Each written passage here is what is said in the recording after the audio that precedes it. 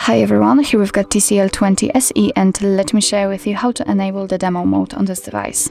So first of all, let's enter the settings, and here we have to scroll down to the very bottom and tap on System.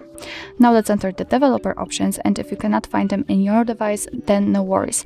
Let's check out our video tutorial of how to enable the developer options and then go back to this one.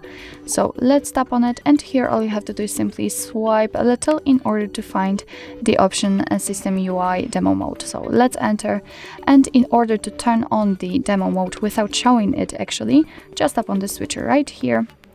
And if you'd like to see the actual changes, just tap on this second switcher. And as you can see, the icons on the status bar simply changed. We've got totally another hour, and we've got 100% of the battery, and so on and so on. After unrolling the top bar, you will also be able to see the changes.